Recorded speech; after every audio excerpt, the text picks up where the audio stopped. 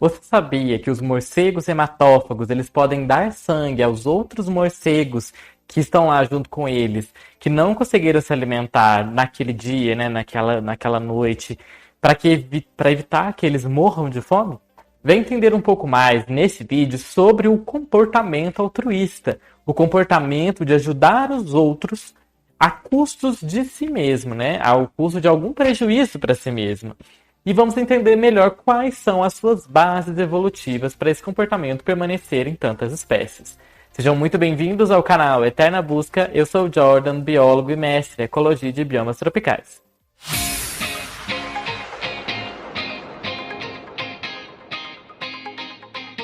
Geralmente é aceito que o comportamento característico de uma espécie é tanto produto da evolução quanto da sua morfologia, das suas características corporais. No entanto, os tipos de comportamento que podem ser adequadamente explicados pela teoria matemática clássica que envolve, que está por trás da seleção natural, são limitados. Em particular, essa teoria não pode explicar nenhum caso em que o animal se comporte de maneira a promover vantagens a outros membros da sua espécie ou a espécies diferentes que não sejam diretamente os seus descendentes.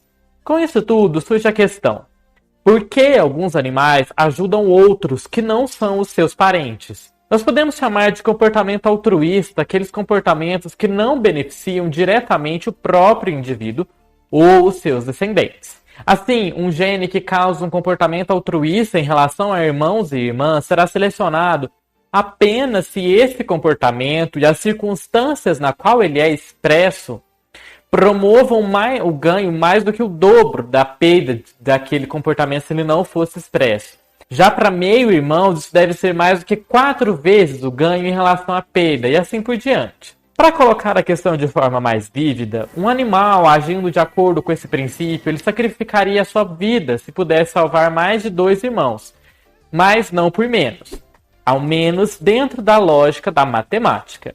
Já o comportamento altruísta que beneficia os vizinhos, independente do relacionamento do grau de parentesco, como no caso dos gritos dos pássaros, dos gritos de alarmes, que qualquer animal que estiver ali na região pode ouvir, esse tipo de comportamento só pode surgir quando o risco ou desvantagem envolvida na emissão desse comportamento for muito baixo, e se o vizinho médio, a média dos vizinhos que estão ao redor dele, não forem parentes tão distantes.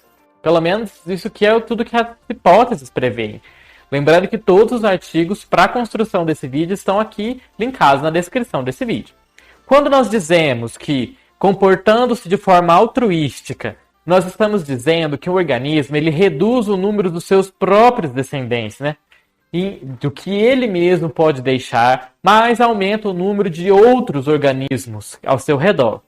Essa noção biológica de altruísmo ela não é idêntica ao conceito comum que as pessoas têm, o conceito cotidiano. Na linguagem cotidiana, uma ação só seria chamada de altruísta se ela fosse feita com a intenção consciente de ajudar o outro.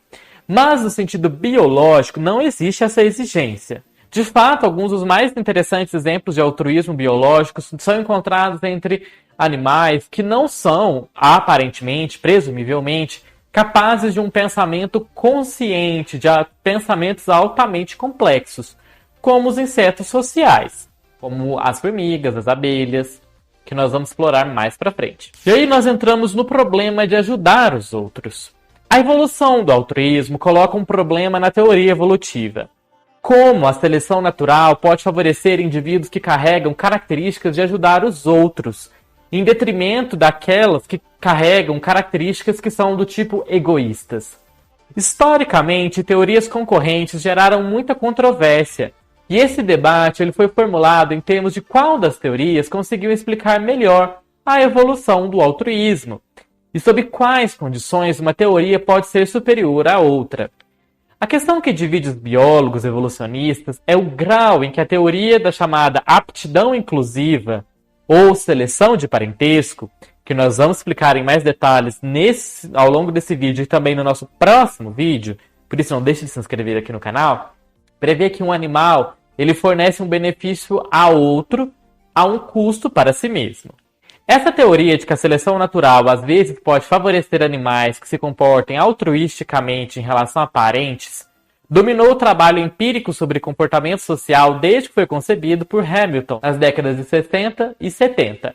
Charles Darwin percebeu que o altruísmo representava um problema especial para sua teoria da evolução. Ele estava particularmente perturbado pelas operárias estéreis em colônias de insetos sociais, que dedicavam as suas vidas a ajudar uma rainha a se reproduzir às custas delas mesmas, operárias, não terem filhos. E lembra, nós já falamos aqui no canal também de algumas outras problemáticas da época, desde a época de Darwin, que ele via como particularmente difícil de responder. Essa, que é do comportamento altruísta, é uma. O comportamento eusocial, que é justamente esse das abelhas, de que somente uma reproduz, os outros são estéreis, ou não reproduzem, né? E o terceiro, o comportamento homossexual. Vou deixar indicado aqui um vídeo que eu falei um pouco sobre esses problemas da teoria da seleção sexual de Darwin. E vou deixar indicado também um outro vídeo bem interessante, na qual eu falo dessas questões do comportamento homossexual. Então, depois confere lá esses vídeos. A teoria da aptidão inclusiva, nessa abordagem, a maioria dos biólogos acredita que essa é a resposta para a solução do quebra-cabeça de Darwin. Hamilton percebeu que um gene faz com que um animal se comporte altruisticamente. Ele pode espalhar esses genes de forma por meio da seleção natural, desde que os beneficiários desse comportamento altruístico sejam os seus parentes. E, portanto, esses parentes têm uma chance maior de carregar o mesmo gene daquele que está sendo o altruísta.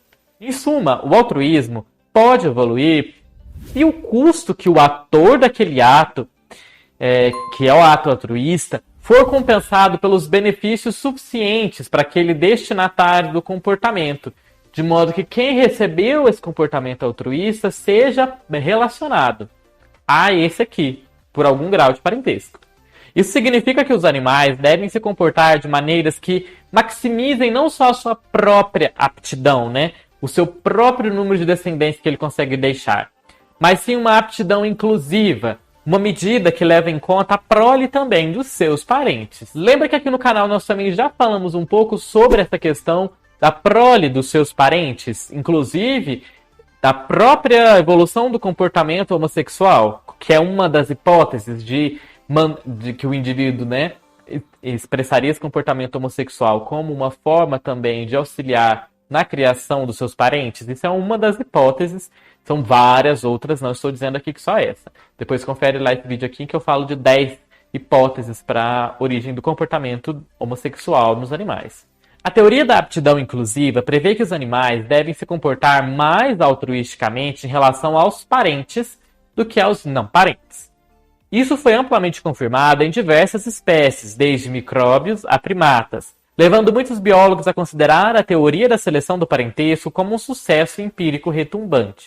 E aí vamos entrar aqui em alguns dos exemplos dos muitos casos altruístas no reino animal. O comportamento altruísta ele é comum em todo o reino animal, particularmente em espécies que possuem estruturas sociais complexas. Por exemplo, os morcegos vampiros, que são aqueles morcegos hematófagos, eles regurgitam regularmente o sangue que eles tomaram durante aquela noite, para poderem dar um pouco desse sangue a outros membros do seu grupo que não conseguiram se alimentar naquela noite, garantindo que aqueles que não tinham conseguido comer antes não vão morrer de fome. Além disso, em numerosas espécies de aves, um casal reprodutor recebe ajuda na criação dos seus filhotes de outras aves, que são as chamadas ajudantes, que protegem o ninho de predadores e ajudam a alimentar os filhotes. Mas esses ajudantes, eles em si não reproduzem. Os gaios e a ferreirinha comum, por exemplo, os casais reprodutores, eles recebem ajuda dessas aves auxiliares, que são não reprodutoras, que comumente são parentes do casal que está reproduzindo. Inclusive, nós já falamos várias vezes aqui no canal, né, sobre essas castas reprodutoras de aves, e até no nosso último vídeo, que nós exploramos aqui um pouco sobre a ave australiana, que se envolve frequentemente em comportamentos homossexuais com as suas ajudantes. A fêmea que é dominante dentro dessa hierarquia das auxiliares do ninho, né? Ficou bem legal esse vídeo, confere lá depois. Os macacos Velvet Eles produzem chamadas de alarme, sons de alarmes, para avisar os macacos da presença de predadores, mesmo que, quando eles fazem esse tipo de som, eles possam atrair a atenção do predador para si mesmos, aumentando a sua chance pessoal de serem atacados. Em insetos sociais, que formam colônias, como as formigas, as vespas, abelhas e cupins, os trabalhadores estéreis dedicam a sua vida inteira para cuidar da rainha, construindo e protegendo o ninho, as operárias, né? Procurando comida e cuidando das larvas. Esse comportamento ele é maximamente altruísta, porque são operárias que são estéreis, obviamente elas não vão deixar nenhum descendente elas mesmas, e desse modo a aptidão pessoal de cada uma das operárias é zero, mas as suas ações ajudam muito os esforços reprodutivos da rainha. Vários biólogos, no entanto, questionaram recentemente a importância da seleção de parentesco na explicação do comportamento social. E aí entramos um pouquinho na problemática do altruísmo. De um ponto de vista darwiniano, a existência do altruísmo na natureza é, à primeira vista, intrigante, como o próprio Darwin percebeu. A seleção natural nos levou a esperar que os animais se comportem de maneiras que aumentem as suas próprias chances de sobrevivência e reprodução, não a dos outros. Mas, ao se comportar de uma forma altruísta, um animal reduz a sua própria aptidão, o seu próprio sucesso de vida, de reprodução, de modo que deve estar em desvantagem seletiva, aquele animal que fez esse ato, em relação ao outro animal que se comporta de forma egoísta, que não se põe em risco, digamos assim. Para entender melhor isso, imagine que alguns membros de um grupo de macacos velvet dão chamadas de alarme, quando eles veem predadores. Mas outros macacos não fazem esse alarme. O macaco egoísta, que não deu o alarme, ele vai ter uma vantagem.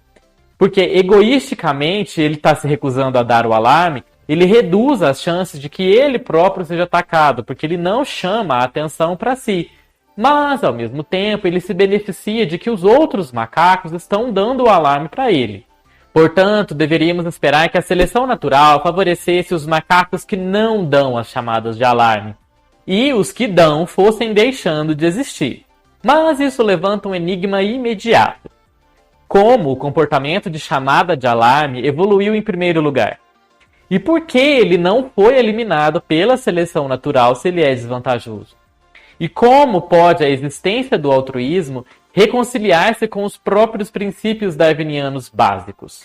As respostas a essas perguntas ficarão para o nosso próximo vídeo dessa série, mas você pode deixar o que você acha aqui nos comentários.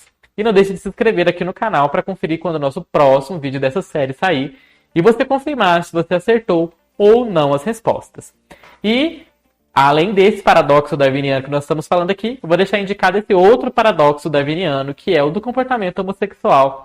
Vou deixar indicado esse vídeo aqui. Espero vocês no nosso próximo vídeo. Até mais!